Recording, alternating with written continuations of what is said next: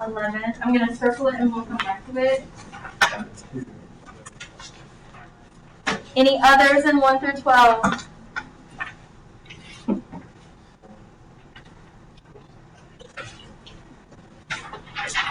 On the same page, what about 1 through 7 in the bottom section? 6 and 7. You can go. Thank you. 5, read the section. 5. 5, 6, and 7. So we'll start those, and then if we have others, we'll come back to those. Okay, so starting with number 11.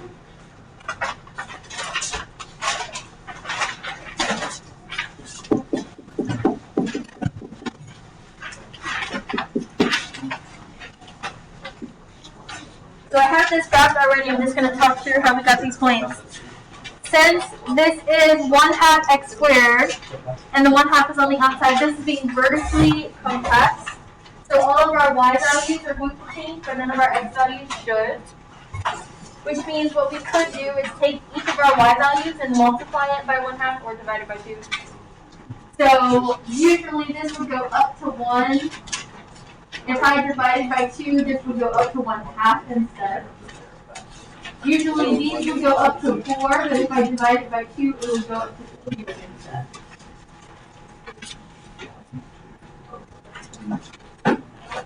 You'll have your calculator, so you could have also put it in your calculator and double check those ones.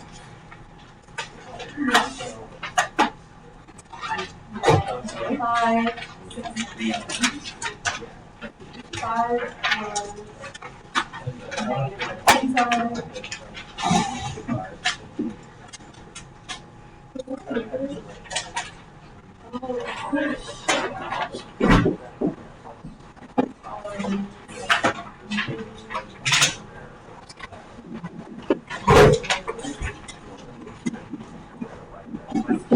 For number 5, for the bottom set of problems, it has a negative on the inside, which means it's reflecting over the y-axis.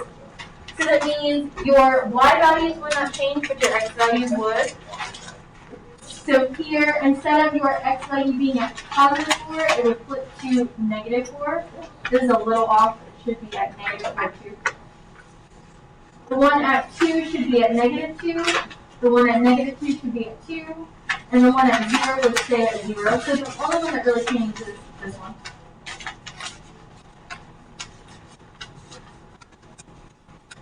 For number 6, 2 GMX, you are stretching. This is being vertically stretched by a scale of 2. So your y values would change, but not your x values. So instead of this one being at 2, you would multiply it by 2, going to 4. And same thing with this one.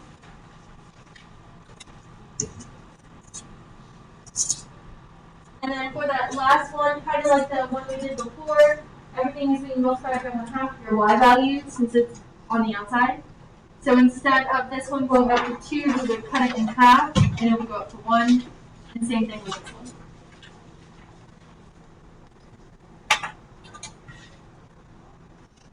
Questions on those 3 or any others, bless you, on any of the first 12 or second set of 7?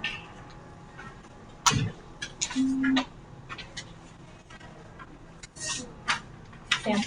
Over 3 and 4. On this one? Yeah. 3 and 4. 3 was plus 1 minus 2 and 6, bless you. I don't have anything to run for that. Okay.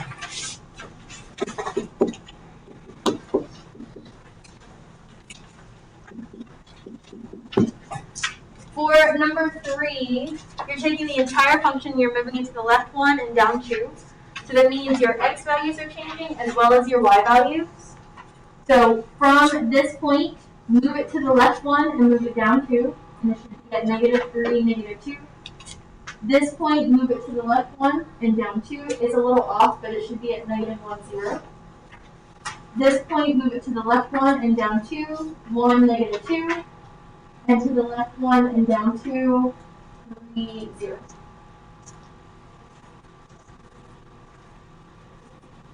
And then number 4, the negative is on the outside, so it's vertically flipping or reflecting over the x-axis. So your y values would change, but your x values would not. Here and here, if I flip them, they wouldn't change because they're already on the x-axis. Instead of this one being at 2, it would be at -2. Instead of this one being at 2, it would also be at 2.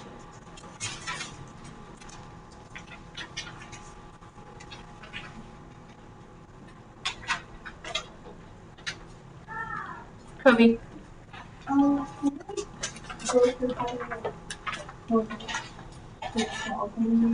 Which one?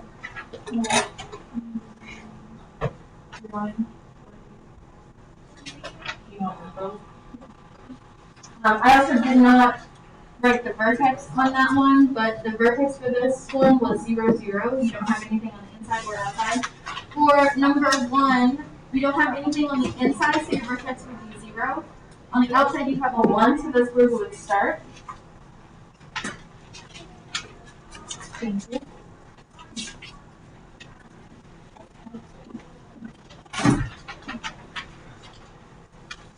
So we would start at the point 0, 1. This is an absolute value, so it's going to look like a V. The slope has not changed. There's nothing in front of the absolute value. So that means you're going to go up 1, right 1, as many times as possible, and draw arrows through those lines, through those points. Number 8, this does have an inside. So that means, because it has an inside, you're looking at the opposite. That would be -5. And then you don't have anything on the outside, so that would start at -5, 0.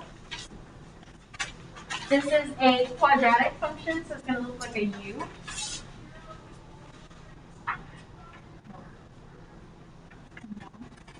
So we would start at the point -5, 0, and you would need to either know how the current function works, looks, or put it in your calculator and try those points. You would go out, left and right 1, and up 1, and then out from the vertex 2, and up to 4. And draw points through those. Draw lines through those points. Because it's a quadratic. Because it's square.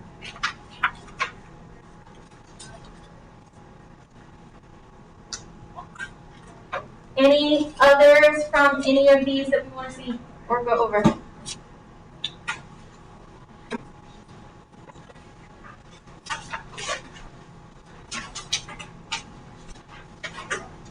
What about on this page? If you didn't get that part, that's okay.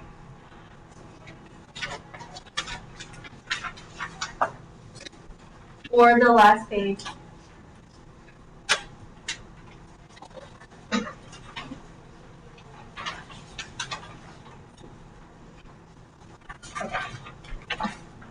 So everyone should have a review that looks like this. We're going to go over this review and you'll be using this later. So make sure you are paying attention, following along, writing down everything I write down. I know it's been a while since we did some of this, so ask any questions you have. For objective 1, that was your domain, your range, your notation, increasing, decreasing, constant, and all of those things. For your domain, you're looking at your x values, furthest left and furthest right. For this one, this has arrows, which means that it's going to keep going off of this graph, off of the paper, in that direction forever and ever. Which also means it does not have a starting or a stopping point. And because it doesn't have a starting or a stopping point, it keeps going forever and ever in both directions. The domain for this would be all real numbers, from negative infinity to infinity.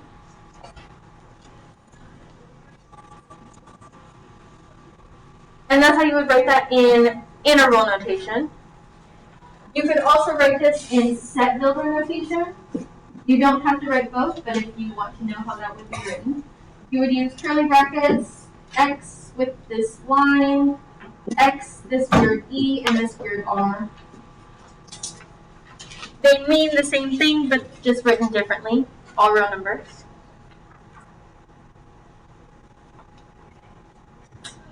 Questions on domain before we do range?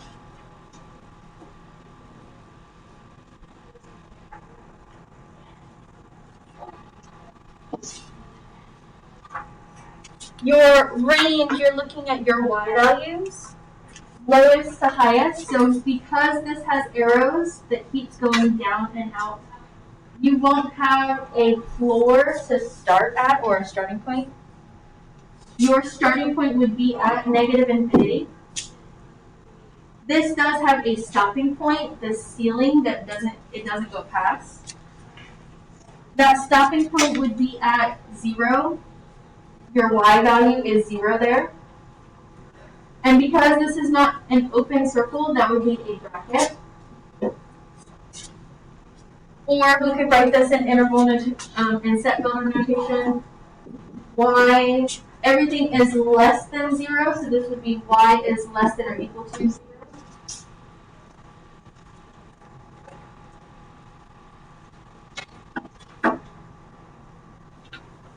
Questions on range before we do the next one?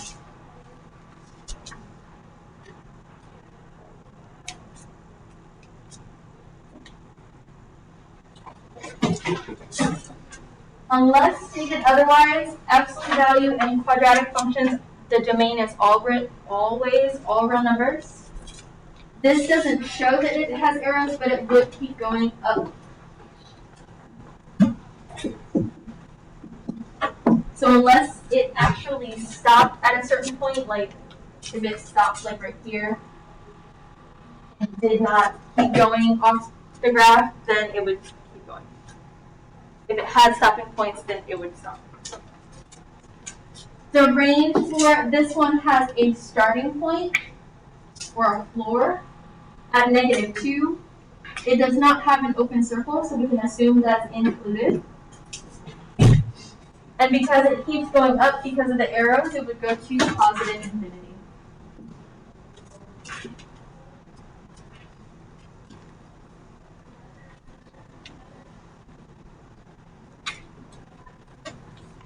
For number 3, where it is constant, that's where your Y value is not changing, but your X values keep changing.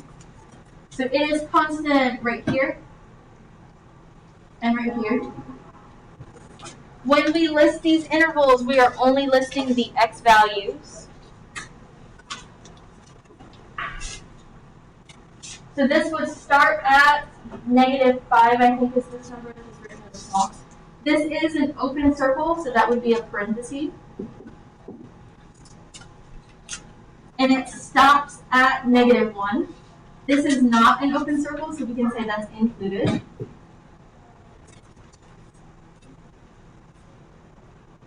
And then there's another part where it's constant. It starts again at +1. That's not an open circle, so that would be included. And then it ends at 3, which is, again, not included. This vertical line, the Y is changing, but the X is not. That would not be constant. Horizontal, yeah. Should be. Yeah. Question, other questions on the constant piece?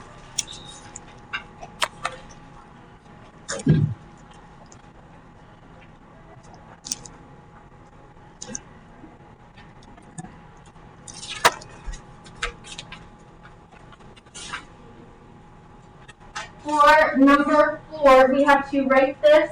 It's given to us in set builder notation. We have to write it in interval notation. So X is greater than 1, which is going to start at 1 and keep going towards positive infinity.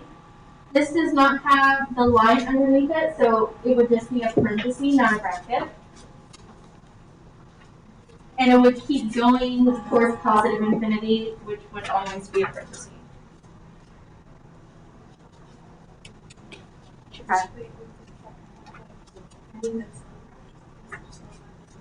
because there's not a line of business. If there was, then it would be a bracket instead. For number 5, we have to now write this interval notation in set builder notation. It could be X or Y, it doesn't really matter. So start off curly brackets, X with a line. And then this starts at negative infinity, but goes to 4 and stops. That means it ends at 4 and it's everything below that. So this would be X is less than 4. And it would be strictly less than because this is a parenthesis and not a bracket. That was weird. Curly bracket.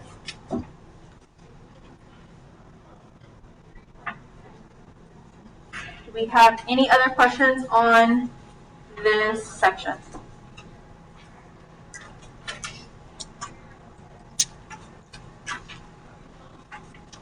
Flip over to the next page.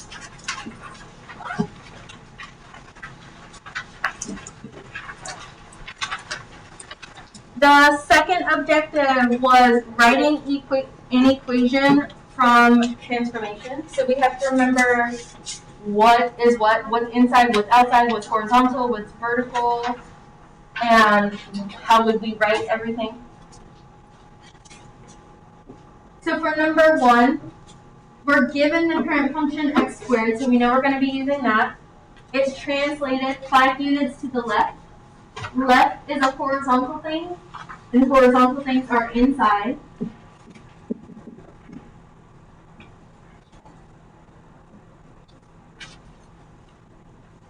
And remember that inside things don't do what you expect them to do. So you're thinking left, so you're probably thinking minus, but it's the opposite. It would be plus 5.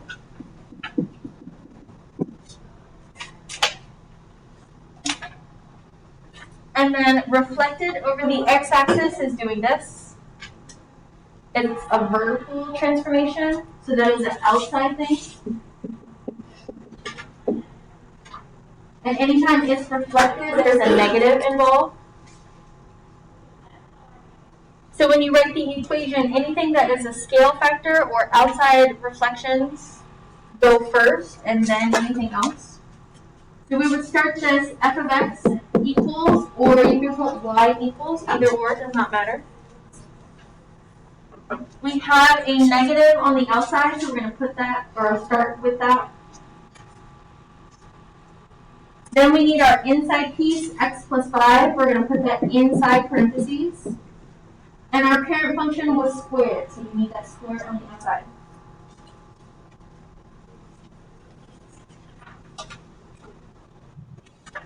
Before we move on to the next one, do we have questions on that one?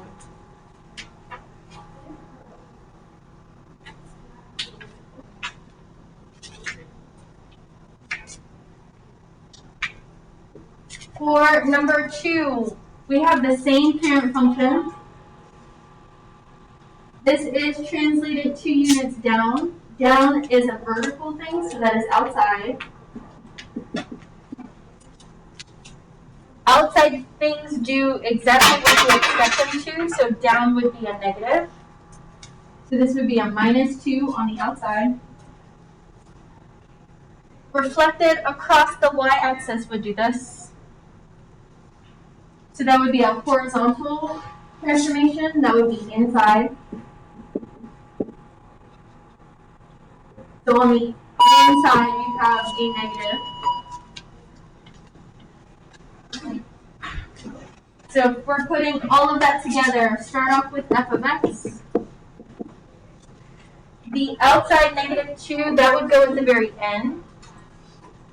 So we can start off with our inside piece, negative x. This is an x squared function, so we need our square. And then after that, our minus 2.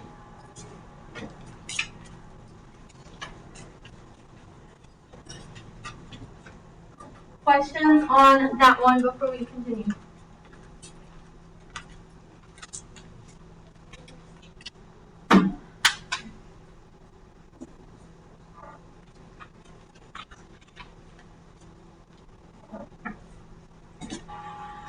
For number 3, our parent function is now the absolute value. Translated 12 units to the left. Left is horizontal, so that's inside. Again, inside things don't do what we expect them to, so it would be plus instead of minus.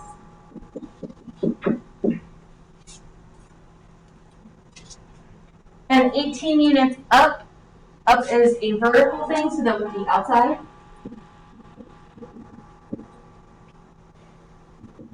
And that would do exactly what we think, plus 18. So when we write this function, it would start off f of x equals, because this is an absolute value, we do not need the parentheses, you can still put them, but that wouldn't really change anything.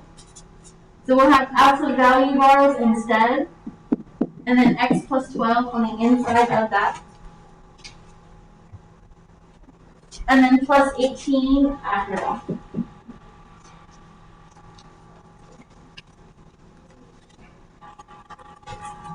Questions on that one?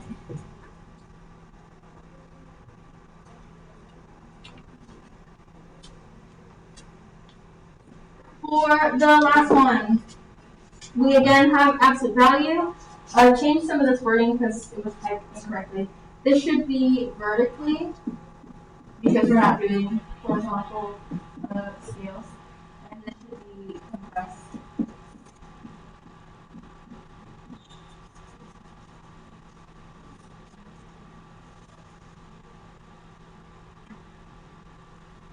So it's compressed vertically by a scale of 1/2. That tells us it's compressed vertically, so that's going to be outside.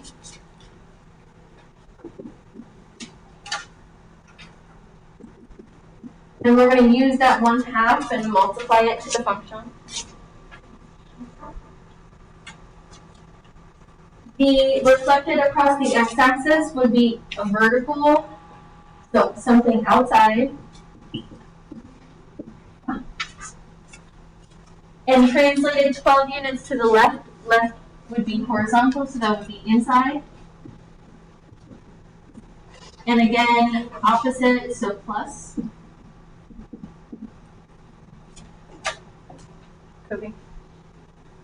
In 1 second.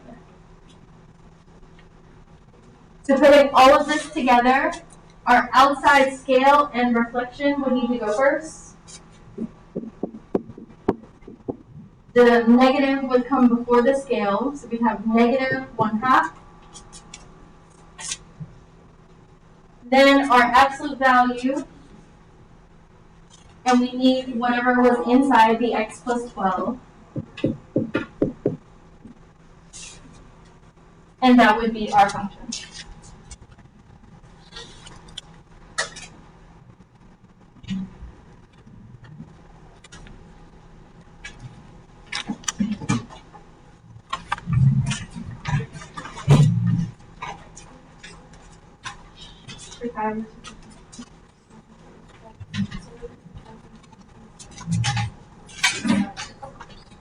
Yes.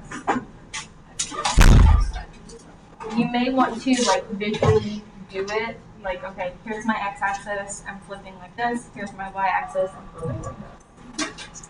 Okay. We will finish this when we get back from lunch, and then I'll explain what we're using this for.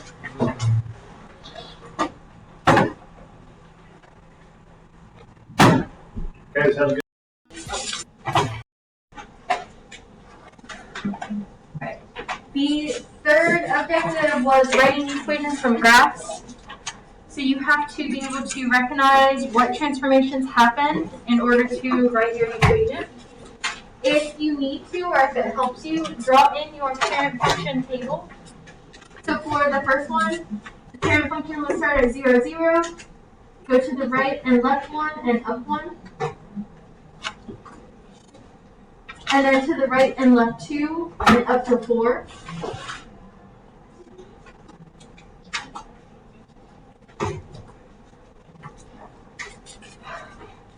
And we're comparing that to what was already there. As we compare these two, if I look at the points given, the distance is the same I'm going to the right and left 1 and up 1, and then to the right and left 2 and up 4 from that vertex. So the scale factor did not change. The only thing that changed was its location. It translated. So looking at the vertex, I can see that the new vertex moved down 4 and to the right 1. So I'm going to write that off to the side.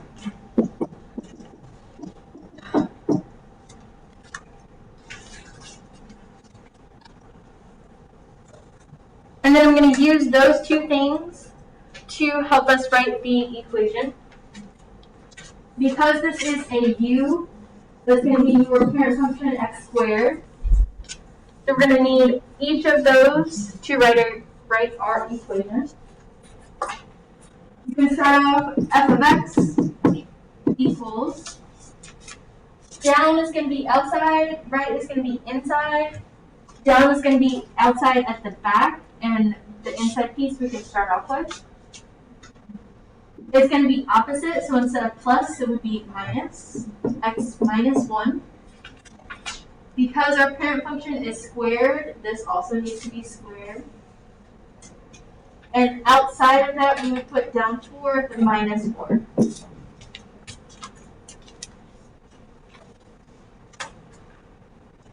Questions on that one before we do the next one?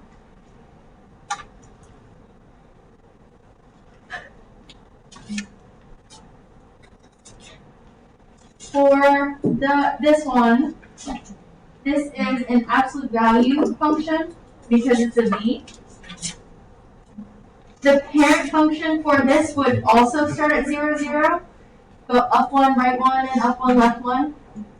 But then it would keep doing that, up 1, right 1, and up 1, left 1, as many times as possible.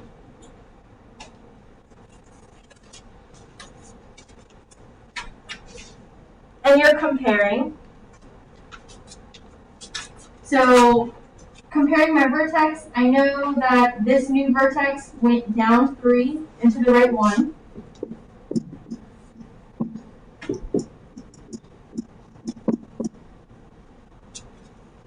I also have to look and see if the scale changed. So if you find points along the line and count the slope, if it's the same, then the scale factor didn't change. If it's not, then the scale factor did. So from here to here, the scale factor is 2, going up 2 to the right 1. So that means it was vertically stretched by a scale of 2. So now that we have all the transformations, we could write our equation. F of x equals, our scale would need to come first. And then anything on the inside of the absolute value bars. So it's right, so that's going to be a minus 1 again.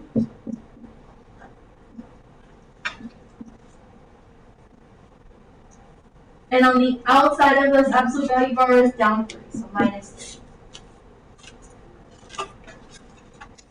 For this objective, you could put whatever equation you get into the calculator and double check to see if your points match the one that was already there. If they do, then what you wrote is correct. If they don't, something is off. Questions on that one?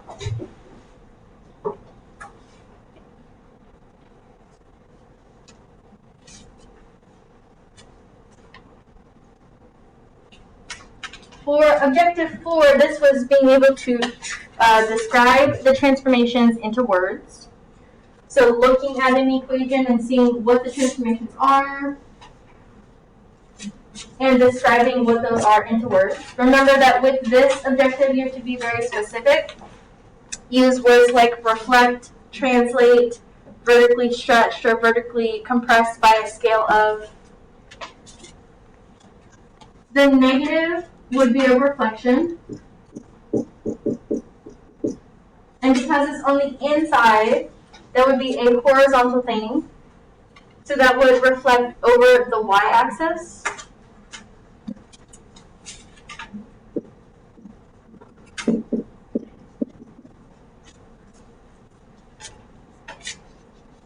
It also doesn't matter the order in which you write these, as long as you write them all. The +5 on the outside is a translate. And because it's outside, that's a vertical thing. So it would be going up 5 units.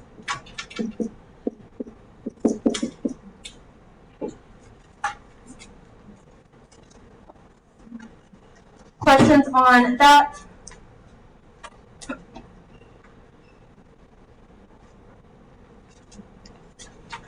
This second one has 3 transformations.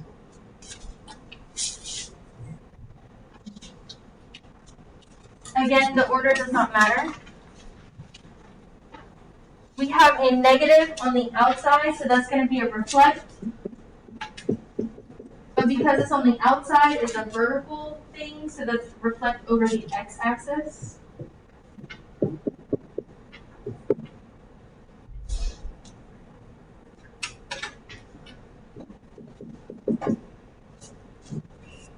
The 8 would be a vertical, if the number is bigger than 1, that is a vertical stretch. If it's a fraction, that would be a compress. So this would be a vertical stretch by a scale of 8.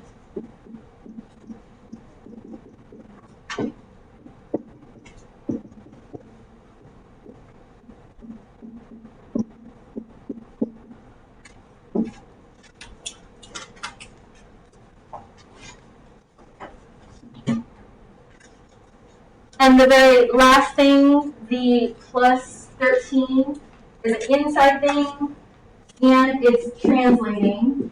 So because it's inside, it's going to do what the opposite of whatever you think. So if it says plus, we're really moving to the left. To translate left 13 units.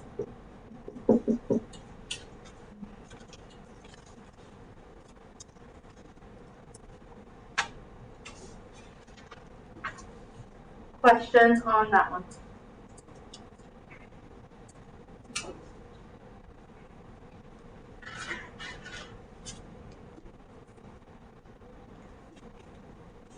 The last objective is what we were working on the other day, where you have to find your vertex, and after that, either use what you're given to graph it, or use your calculator to match those points and graph it. Remember, for your vertex, you're looking at 2 things, the number on the inside and the number on the outside. On the outside in the back, not in front. The number on the inside, you're going to do the opposite. So this would really be moving left 2, and moving left 2 would put you in the negative, so that would be a -2. And whatever the number is on the outside, you would put that as is. So -2, 4. And you would plot that point.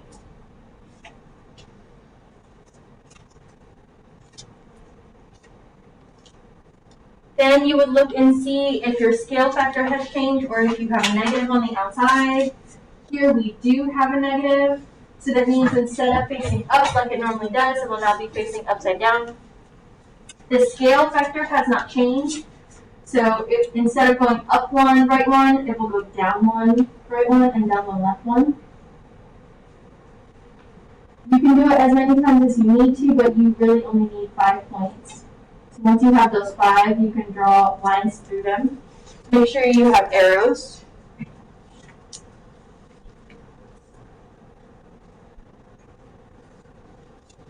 After you do the vertex, you could also put that in your calculator and find those same points.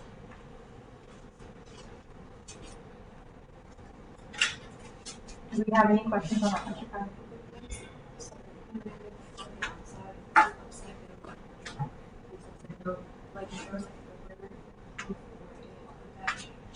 Yeah, so if there was like a 2 out here, that would change the scale factor and change your slope. So instead of going down 1, right 1, we'd go down 2 and right 1.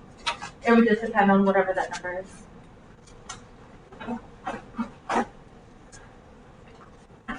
For this last one, same thing, we're going to write our vertex. Looking at these 2 numbers, again, it would be opposites for the inside, so -3, but whatever it says for the outside, so -5. and plot that point.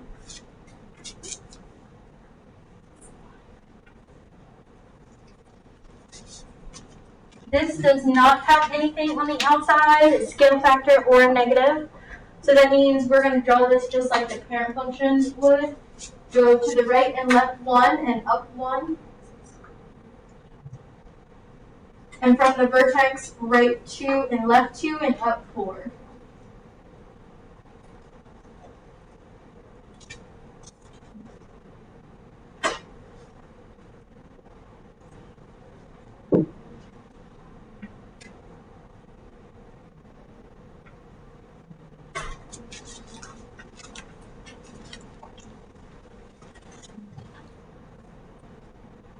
Do we have any questions on any of this?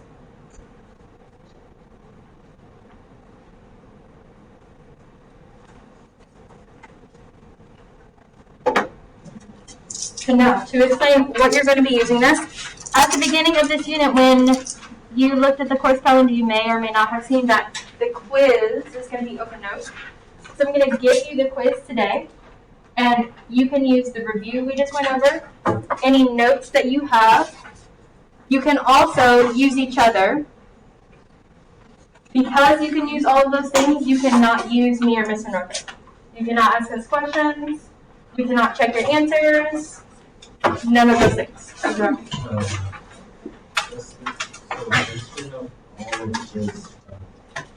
Things we can do is the quiz call should be the same. So we have same questions. The same, what? Say that last part again. Quizzes were always formative. So it's not the test, it's just the quiz. However, you cannot use your phone or any devices. So if I see your phone or computer out, then I'm taking your quiz and I'm grading it as is. So if you need to, put your phone away so it's not a distraction. You can use all of the notes you have. You can use each other. You cannot use us. What questions do we have on any of that?